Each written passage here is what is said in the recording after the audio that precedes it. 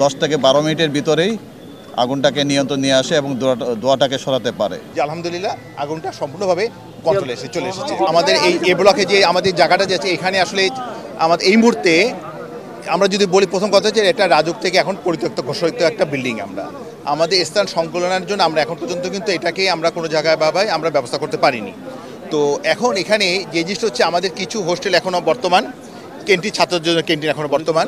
তো ভূমিকম্পের পরে আমরা নোটিশ দিয়ে তাদেরকে খালি করার নোটিশ দিয়েছি বর্তমানে। তো এখন এখানে যেটা আজকে যে ঘটনাটা ঘটেছে, সেখানে কি ঘটেছে আপনার, এখানে কতগুলো আপনার যে তারের কিছু ফলস ওয়্যার রয়েছিল, এখানে মোস্ট লাইকলি এখানে একটা শর্ট সার্কিটের একটা ঘটনা ঘটে। তো শর্ট সার্কিট হওয়ার পরে এখানে আগুন লেগে যায়। তো আগুন লাগার পরে যে জিনিসটা হচ্ছে আপনার, তো আমাদের যে বিশ্ববিদ্যালয় প্রশাসন শুরু থেকেই এবং আমাদের ফায়ার ব্রিগেডে তাদের নির্দেশনায় আমাদের এখানে সবসময় কিন্তু আমরা অগ্নি নিরাপত্তার জন্য আমাদের কিন্তু ইকুইপমেন্ট থাকে। শুধু থাকে নয়, তাই নয়, আমাদের প্রতি বছর আমাদের যে ফায়ার সার্ভিস ব্রিগেডে যে তারা এসে কিন্তু আমাদের একটা মহড়া করে থাকে। তো আজকে যে ঘটনাটা করেছে, আমাদের এখানে যে আগুন যখন লেগে যায়, আমাদের এখানকার আনসার বাহিনী যারা সদস্য যারা ছিলেন, আমাদের এখানে স্টাফ যারা ছিলেন, আমাদের নিজস্ব যে যন্ত্রপাতি যেগুলো ছিল ফায়ার অগ্নি নির্বাপনের যন্ত্রপাতি দিয়ে তাদের প্রশিক্ষণে যে তাদের যে সাকসেস আলহামদুলিল্লাহ তারা মোটামুটি কন্ট্রোলের মধ্যে নিয়ে এসে পেরেছেন। আমাদের যখন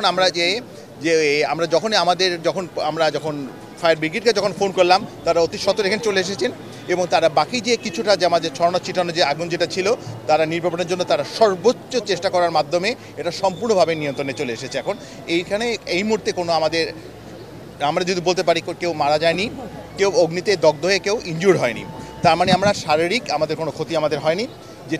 ক্ষতি যেটা হয়েছে সেটা স্থাপনার ক্ষতি হয়েছে, যেটা স্থাপনার কিছু জিনিস আমাদেরকে পুড়ে গিয়েছে। কিন্তু সবচেয়ে বড় কথা যে আলহামদুলিল্লাহ আগুনটা সম্পূর্ণভাবে কন্ট্রোলে চলে এসেছে। টোটালি কোনো ঘটনা ঘটেনি এখানে। শুধু একটি ফ্লোরে 4 তলায়। এ ব্লক যেটা আপনি সাবা হোটেল নামে পরিচিত ছিল, সেই এ ব্লকটাতে আপনার ঘটনাটা ঘটেছে। আপনার এ ব্লকের 4 তলায়।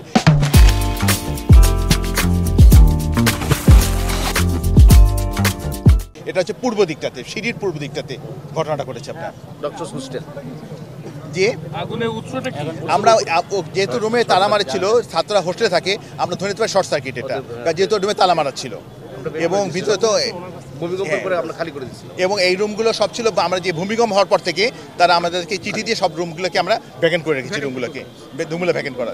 আমরা 11টা 14 মিনিটের সময় সংবাদ পাই আমাদের কন্ট্রোল রুমে, পিজি হাসপাতালের এ ব্লকে, বাংলাদেশ মেডিকেল বিশ্ববিদ্যালয়ের এ ব্লকের 4 তলায় একটা অগ্নিকাণ্ড সংঘটিত হয়েছে। সংবাদ প্রাপ্তির সাথে সাথে, যেহেতু এটা বাংলাদেশ মেডিকেল বিশ্ববিদ্যালয় অত্যন্ত গুরুত্বপূর্ণ স্থাপনা, সেই বিচার বিবেচনা করে আমরা পলাশী ফায়ার স্টেশন থেকে 2টা ইউনিট এবং সদর দপ্তর যে সিদ্দিক বাজার ফায়ার স্টেশন থেকে আরও 2টা ইউনিট, পরবর্তীতে আরও 7টা ইউনিট আমরা ঘটনাস্থলে নিয়ে আসি।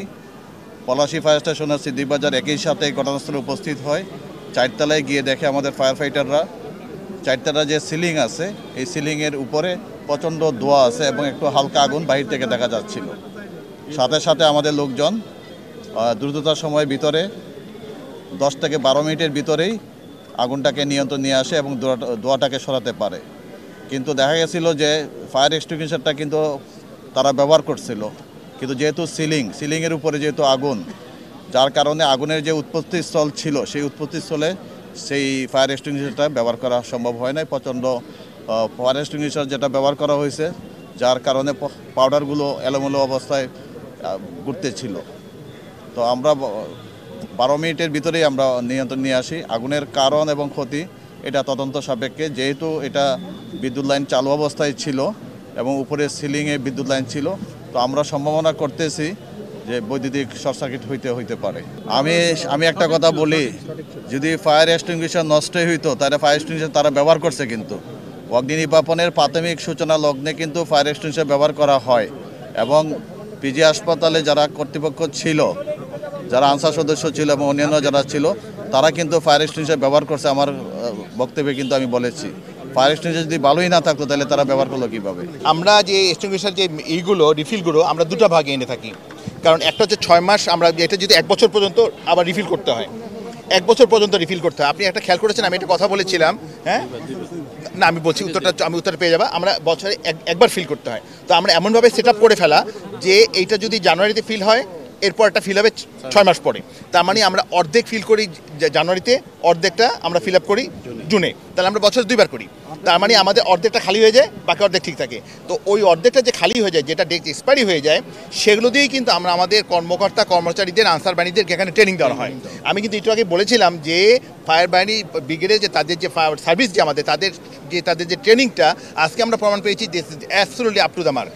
তারা এই যে মানে আমরা কী দিয়ে ট্রেনিং দেয়, আমরা যে জিনিসগুলো ডেট এক্সপায়ারি হয়ে যায় সেগুলোকে আমরা নষ্ট না করে দিয়ে আমরা তাদেরকে ফেরত না দিই। কারণ এটা দুটো কারণ, একটা হচ্ছে আমরা যদি তাদেরকে ফেরত দিয়ে দিই, যদি তারা ওইটাই আবার বলে যে আমরা ফিল আপ করে দিয়েছি, আমরা কিন্তু বুঝতে পারবো না। সেই জন্য আমরা যেটা করি ভার্সিটির পক্ষ থেকে পুরোটা এখান থেকে খালি করে দিই। খালি করে দেওয়ার মানে তাদেরকে এনে প্র্যাকটিসের মাধ্যমে বিভিন্ন বিল্ডিংয়ে জায়গায় জায়গায় আগুনে সিঁড়ি বেয়ে উঠবে, কীভাবে প্র্যাকটিস করি আমরা, এটা প্রতি হয় আমাদের এখানে।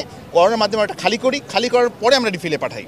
তো এটা দুটো লাভ, একটা হচ্ছে আমাদের ট্রেনিং হয়ে যাচ্ছে এবং আমরা এটা এনশিওর করতেছি খালি জিনিস আমরা আবার ভর্তি অবস্থা নিয়ে আসলাম। সেই জন্য যে প্রতি 6 মাস পর পর দ্যাট মিনস হচ্ছে অর্ধেক আমাদের রিফিল করা হয় এখানে।